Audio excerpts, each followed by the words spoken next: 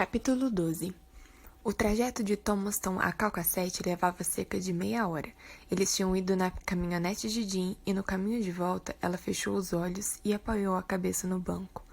Meu pai fala sobre seus sentimentos uma vez a cada 5 anos, comentou, mas quando fala, faz valer cada centavo. Aquilo foi memorável, comentou Jean. Não acredito que gritei com ele, disse ela. Jean esperou. Lá estava novamente, o ponto e vírgula. Eu não deveria ter feito isso. Um dia você vai ter que contar a ele. Como assim? Bem, estou dizendo que você vai continuar irritada enquanto estiver mentindo sobre tudo. Não é justo com ele, nem com você. Ela levantou a cabeça e olhou para ele no escuro. Do que você está falando? Sobre o que eu estou mentindo? Ivy, você não pode querer que seu pai saiba que o seu casamento não era ótimo enquanto continuar agindo como se fosse. Os pais sempre acham que os casamentos dos filhos são ótimos. Até parece. Até parecem? Os pais não acham que os casamentos dos filhos são ótimos. Está brincando? Meu pai levou 5 anos para se acostumar com a mulher de um dos meus irmãos. Apostou que ia se divorciar no dia do casamento deles. Até parece. Não sei aonde você quer chegar.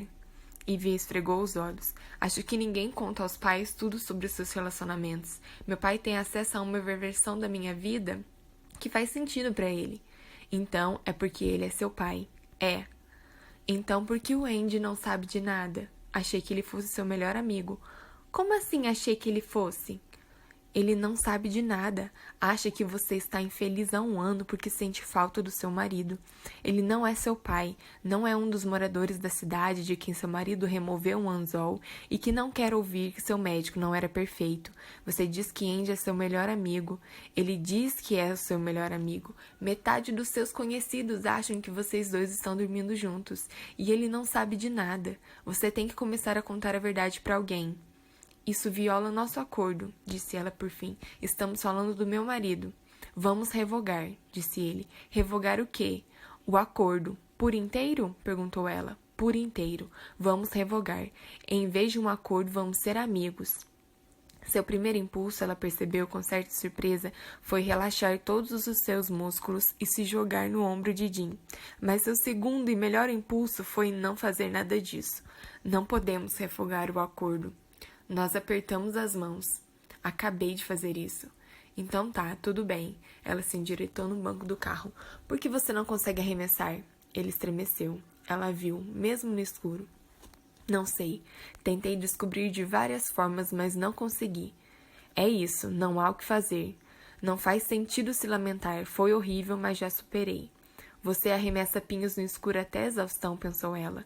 Quem está tentando enganar? Ivy disse apenas baixinho, mas alto o suficiente para que ele ouvisse, com ceticismo, mas ao mesmo tempo com compaixão. Ela sempre tentava elaborar ao máximo seus ruídos. Do que seu pai estava falando quando Tim salvou a vida dele? Ivy suspirou. Um dia, quando Tim ainda estava na faculdade de medicina, estávamos todos jantando. Meu pai começou a reclamar que estava com a sensação de que havia alguma coisa tensionada nas costas, como se tivesse tirado algum músculo no barco. O Tim foi com ele para a emergência, onde descobrimos que ele teve um ataque cardíaco moderado.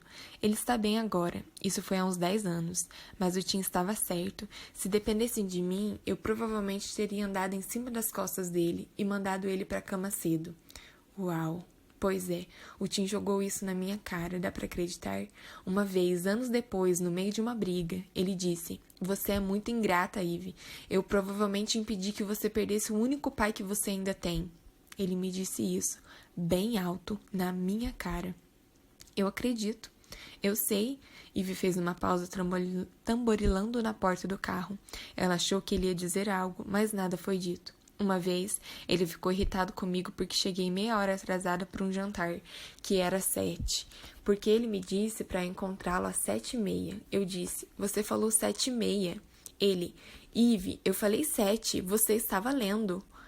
Era assim com tudo. Ele quebrou o próprio celular, jogando-o no chão, enquanto assistia uma partida de hóquei.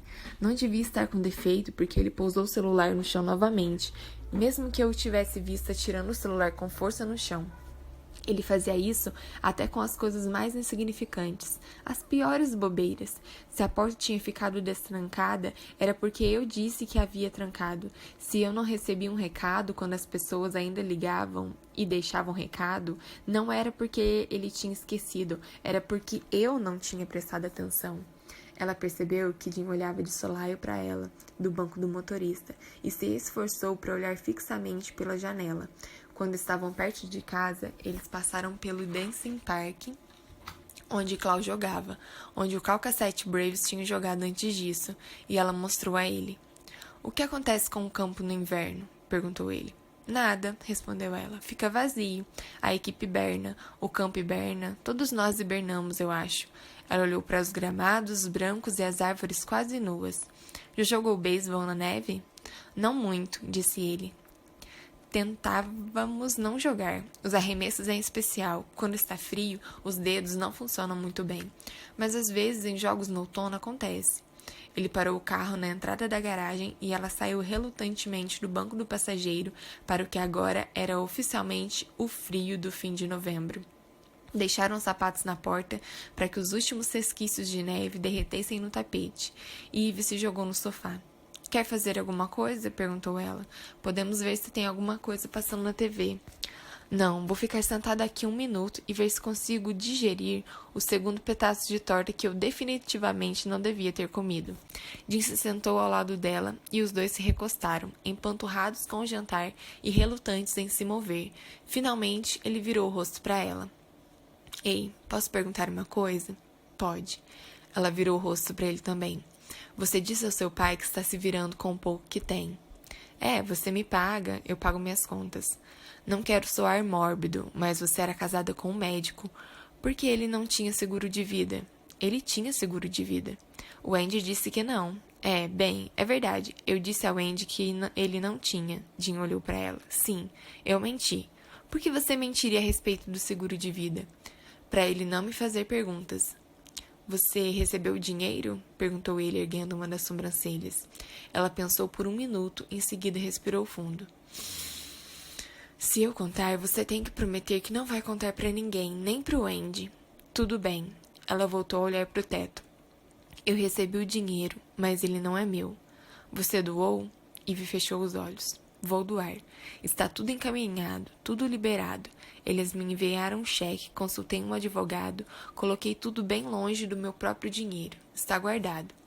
"Você não quer o dinheiro?" Ela voltou a olhar para ele e escolheu aquele momento para perceber como os cílios dele eram longos. Não era esse o objetivo. "Bem, Jim, é dinheiro. Eu tenho contas para pagar. Claro que eu quero dinheiro." "Mas você não está usando." Ela se virou de novo e olhou para o teto. "Não." "Quer me explicar por quê?" Ela respirou calmamente, ainda olhando para cima. "Para falar a verdade, não. Não agora." Ele olhou para o teto também. "Um pouco estranho", disse por fim. Ela riu. "Olha quem fala." Eles acenderam a lareira a gás e ficaram sentados, as mãos descansando sobre a barriga cheia, repassando as melhores fofocas da noite, até que Jim finalmente admitiu que estava exausto e precisava dormir. Ela se endireitou e ele se levantou do sofá com um esforço considerável e audível. Em seguida, ficou em pé, alongando as costas e os músculos e os ombros e massageando a nuca. "Tudo bem, até amanhã." "Boa noite", disse ela, como sempre. Mas então, diferente do que acontecia sempre, de repente Jim se inclinou na direção dela. Ela virou o rosto sem ter tempo de reagir e ele a beijou na testa, bem do lado direito. "Feliz dia de ação de graças", desejou ele antes de ir para o anexo e fechar a porta. "Feliz dia de ação de graças", repetiu Ivy baixinho depois que ele saiu e levou os dedos à testa.